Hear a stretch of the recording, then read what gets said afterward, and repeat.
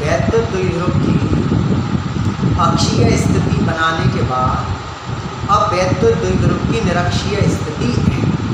ये जो वैद्युत द्विध्रुव है इसके कारण विद्युत क्षेत्र की तीव्रता दो प्रकार से निकाल सकते थे। एक अक्षीय जो हमने निकाल ली है, एक निरक्षीय स्थिति, इसको अनुप्रस्थ स्थिति भी कहते हैं। अब हम इसकी तीव्रता निकालें तो पहले इसकी डेफिनेशन समझना पड़ेगा कि जब कोई बिंदु जिस पर विद्युत क्षेत्र की तीव्रता ज्ञात करनी होती है द्विध्रुव के लंबवर्धक पर स्थित होता है, द्विध्रुव के लंबवर्धक पर स्थित होता है तो उसे द्विध्रुव के सापेक्ष निरक्षीय स्थिति में कहा जाता है। तो पहले हम इसकी परिभाषा के साथ सूत्र बनाएं तो चित्र में और समझ में आए। तो द्विध्रुव के बारे में जो हमको जानकारी है कि मान लो कैपिटल ए भी एक वैद्युत द्विध्रुव है जो प्लस क्यू और माइनस क्यू आवेशों से मिलकर बना है। दोनों आवेशों के बीच की दूरी 2l है। यह के परावैद्युतांक वाले माध्यम में रखा हुआ है। इसके मध्य बिंदुओं से स्मॉल r दूरी पर बिंदु P पर विद्युत क्षेत्र की तीव्रता ज्ञात करनी है। तो इसके लिए पहले चित्र बनाएं। चित्र में सबसे पहले एक बिंदु A प्लस क्यू आवेश, बिंदु B माइनस क्यू आवेश, दोनों के बीच में केंद्र O, दोनों के बीच की दूरी 2l, केंद्र पर दूरी आधी, l इधर, l इधर। अब इसका लंबवर्धक, ये हमने इसका जो है लंबवर्धक खींच लिया। जो परिभाषा के दोनों के लंबवर्धक पर एक बिंदु P है जिस पर विद्युत क्षेत्र की तीव्रता ज्ञात करनी है और इसकी जो दूरी है वो स्मॉल r है। ये जो बिंदु P है यहाँ पर एकांक धन आवेश की कल्पना करते हैं। अब एकांक धन आवेश P पर है तो ये प्लस आवेश है Q, इसके कारण एकांक धन आवेश पर प्रतिकर्षण बल लगेगा और तीव्रता बाहर की ओर कार्य करेगी। और ये जो धनावेश है और ये ऋणावेश है तो आकर्षण बल कार्य करेगा और तीव्रता अंदर की ओर कार्य करेगी। ये बिल्कुल बीचों बीच होने के कारण दोनों का झुकाव कैसा होगा? बराबर। दोनों का झुकाव बराबर और दोनों जो है ना संपूर्ण त्रिभुज हैं। संपूर्ण त्रिभुज में संपूर्ण के सामने वाली भुजा को कर्ण और नीचे वाले मान को आधार और बीच वाले मान को लंब कहते हैं। ऐसे इधर कर्ण और नीचे आधार और बीच में लंब। अब हमको है ना कर्ण का मान चाहिए पहले, तो कर्ण का मान निकालें तो समकोण त्रिभुज AOP में पाइथागोरस प्रमेय, ये जो पाइथागोरस प्रमेय है कर्ण का वर्ग बराबर लंब का वर्ग धन आधार का वर्ग। ये जो पाइथागोरस प्रमेय है इस पाइथागोरस प्रमेय में पहले कर्ण का मान हमको निकालना है। तो कर्ण का वर्ग बराबर लंब, लंब का मान है OP और जो आधार है वो है AO और जो कर्ण है वो है AP। इनका वैल्यू लगाएं तो AP स्क्वायर बराबर R square plus L square या AP equal under R square plus L square. ये जो वैल्यू है ये BP के भी बराबर है। दोनों आपस में कैसे हैं? बराबर। तो R square plus L square और R square plus L square. अब हमको जो तीव्रता है परिणामी तो E1 भी सदिश राशि है और E2 भी सदिश राशि है। जब दो सदिश राशि एक ही बिंदु से चलती हैं तो इन्हें जोड़ने के लिए समांतर चतुर्भुज नियम की सहायता से जोड़ा जाता है जो 11th क्लास में पढ़ते हैं। सदिशों के जोड़ने के 3 नियम हैं। यदि दो सदिश हैं तो त्रिभुज नियम और समांतर चतुर्भुज नियम, और 2 से ज्यादा हैं तो बहुभुज नियम। तो दो सदिश हैं और यदि दोनों एक ही बिंदु से चलते हैं तो इनके जोड़ने का जो नियम है उसको समांतर चतुर्भुज नियम कहते हैं। तो इसका एक समांतर चतुर्भुज बनाना पड़ेगा और जो समांतर चतुर्भुज का जो विकर्ण है वो इनके परिणामी को प्रदर्शित करता है। जो परिणामी तीव्रता है उसको प्रदर्शित करता है। इधर जो समांतर चतुर्भुज बनाया है उसमें इधर यहाँ पे जो अपना कोण है नीचे और ऊपर दोनों समान कोण है, संगत कोण कहलाते हैं, उसका मान बराबर थीटा। और इधर जो कोण है नीचे और ऊपर इनको एकांतर कोण कहते हैं। ये भी दोनों आपस में बराबर होते हैं तो दोनों जुड़कर हो जाते हैं 2 थीटा। यदि दोनों सदिश E1 और E2 दोनों समान हो जाएं, समान कैसे कि दूरी बराबर, आवेश बराबर, तो तीव्रता भी कैसी बराबर। अभी निकाल के बताएंगे, अभी हमने निकाला नहीं है। तो दोनों बराबर बराबर हैं तो इनके परिणामी का एक सूत्र होता है R = 2a cos theta upon 2। 11th class में समांतर चतुर्भुज में पढ़ते हैं कि दो सदिश दोनों a है मान लो यहाँ सूत्र में, और दोनों कैसे हैं बराबर, और उनके बीच का कोण कितना है थीटा या सूत्र में। तो इसका मतलब R = 2a cos theta upon 2। इसको हम अपने सूत्र में लगाएं तो 2 ऐसे ही कि ऐसा, और a का मान या तो E1 है और या तो E2 है, दोनों कैसे हैं बराबर, और cos 2 थीटा अपॉन 2। 2 थीटा क्यों? क्योंकि हमारे इस चित्र में 2 थीटा मान आया है, 2 से 2 कट गए, तो E = 2E1 cos थीटा। ये परिणामी तीव्रता का सूत्र है। इसमें E1 चाहिए, cos थीटा चाहिए। cos थीटा में यही निकाल सकते हैं। पुनः समकोण त्रिभुज AOP में cos थीटा = आधार अपॉन कर्ल। इसका फॉर्मूला है ना लाल बटे कक्का से बनता है। लंब बटे कर्ण, आधार बटे कर्ण और लंब बटे आधार, ये साइन cos tan। तो हमने cos का मान निकाला तो आधार जो है उसका मान आया L, ये लिखा हुआ है, और कर्ण का मान √r² + L²। इस तरह से cos थीटा तो यहाँ पे आ गया। अब E1 और E2 निकालना है तो पहले हम E1 निकाल लें। कैसे आएगा कि बिंदु A पर स्थित +Q आवेश के कारण बिंदु P पर विद्युत क्षेत्र की तीव्रता का स्टैंडर्ड सूत्र है E = 1/4πε0 K Q/r²।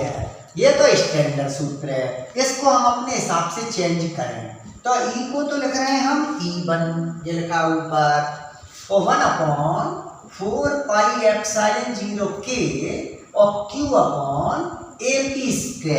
देख लीजिए क्यों, ये जो R दूरी है वो AP का मान लगाएं तो E1 = 1/4πε0 K और Q/√r² + L² का इसका यदि होल स्क्वायर कर दें तो 1/4πε0 K और Q/r² + L²।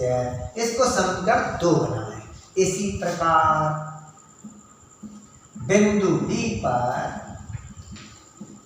स्थित -Q आवेश के कारण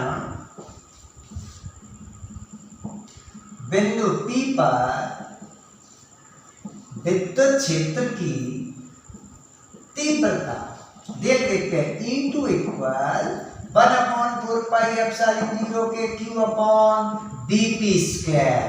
BP का मान और AP का मान बराबर है तो Q/BP का वैल्यू देखें BP √r² + L² का होल स्क्वायर।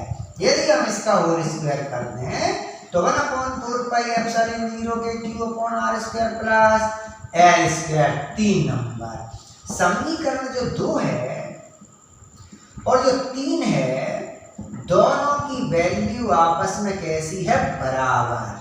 E1 बराबर E2।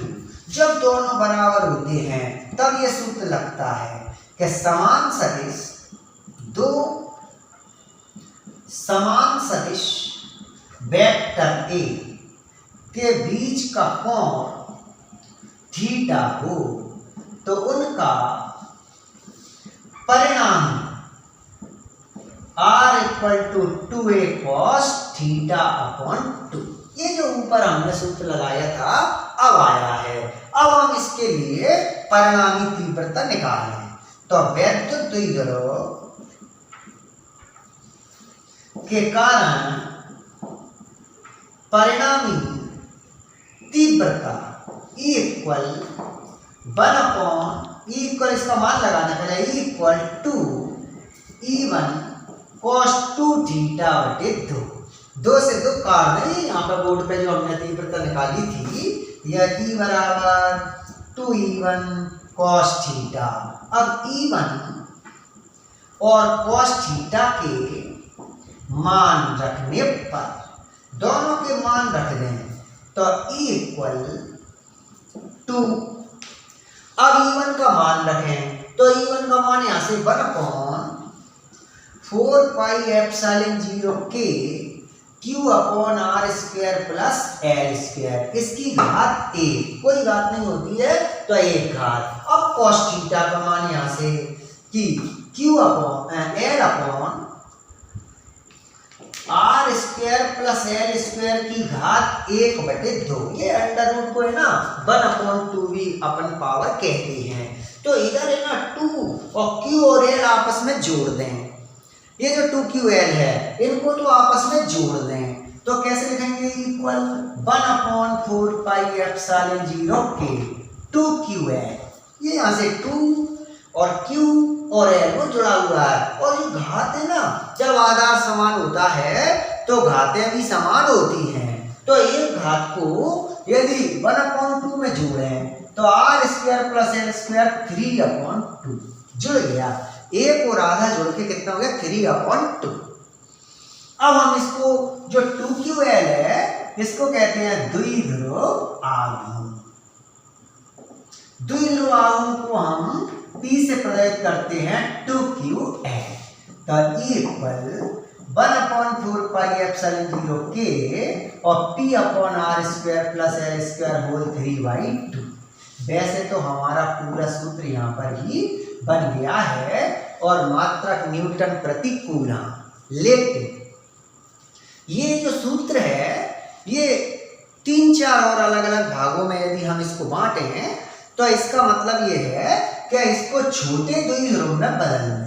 छोटे वैद्युत द्विध्रुव के लिए जब छोटा वैद्युत द्विध्रुव होता है तो R² बहुत बड़ा है L² से। ये जो R² बहुत बड़ा है तो L² को यहाँ से हटा देते हैं तो 1/4πε0K P/R² 3/2। तो ये 2 से 2 कट गया तो अब आया E = 1/4πε0K P/R3। ये छोटे वैद्युत द्विध्रुव का SI पद्धति में फॉर्मूला है। अब और आगे बढ़ाना हो तो वायु या निर्वात में, ये बार बार आता है, वायु या निर्वात में K का वैल्यू कितना 1। तो E = 1/4πε0 और P/R3। ये भी है ना SI पद्धति का फॉर्मूला है जो वायु या निर्वात में है। अब इसको CGS पद्धति में बदल CGS तो आगे का ये 1/4πε0 हट जाएगा तो P/R और ये डायन प्रति स्थिर कूलम। इस सूत्र को अच्छी तरह से देखें तो इसमें 2 नहीं है, पिछले वाले सूत्र में 2 था। इसका मतलब है कि अक्षीय स्थिति की जो तीव्रता है वो निरक्षीय स्थिति की तीव्रता से कैसी है, दोगुनी। मतलब अक्षीय स्थिति में तीव्रता निरक्षीय स्थिति में तीव्रता से दुगनी होती है। ये द्वारा देखें कि निरक्षीय स्थिति में तीव्रता अक्षीय स्थिति की तीव्रता से आधी होती है। अब है ना इसकी दिशा और रह गई है, क्योंकि ये कैसी राशि है, सदिश। दिशा यदि हम यहाँ देखें बोर्ड पर, तो ये जो धनावेश है नीचे और ये जो ऋणावेश है, तो जो दिशा है वो P बिंदु के जो P बिंदु पर है वो इसके अक्ष के कैसी है, समांतर। तो कहां से, धनावेश से ऋणावेश, मतलब परिणामी तीव्रता की दिशा धन आवेश से ऋणावेश की ओर और द्विध्रुव अक्ष के समांतर। पहले ऋण से किधर थी, धन, अब धन से किधर है, ऋण। तो धन आवेश से ऋणावेश की ओर और द्विध्रुव अक्ष के कैसी, समांतर। इस प्रकार इसकी दिशा और जो निरक्षीय स्थिति का सूत्र है, इसका खास जो पॉइंट है हमारा ये नोट पॉइंट, वो ये बना कि अक्षीय स्थिति में जो तीव्रता है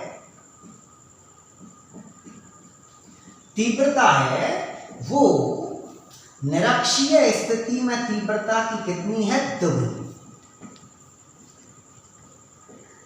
ये बहुत खास नोट पॉइंट है, इसकी बार बार जरूरत पड़ती है। दोबारा से देखें कि यहाँ पे दो नहीं है, मतलब निरक्षीय स्थिति में दो कैसा है, कम। तो अक्षीय स्थिति की तीव्रता निरक्षीय से कैसी है, दुगनी। इसकी जरूरत बार बार क्यों पड़ती है कि निरक्षीय में तीव्रता पता हो, अक्षीय में निकालना है तो 2 का मल्टीप्लाई कर देंगे, या निरक्षीय में यदि हमें पता है अक्षीय में निरक्षीय में निकालना है, अक्षीय पता तो 2 का डिवाइड करके निकाल सकते हैं। इस प्रकार से ये दोनों प्रश्न बहुत खास जो वैद्युत द्विध्रुव की अक्षीय निरक्षीय स्थिति है खत्म हो गए हैं। अब इस पर आधारित 3 और क्वेश्चन है, वो इसके बाद आगे बढ़ाएं।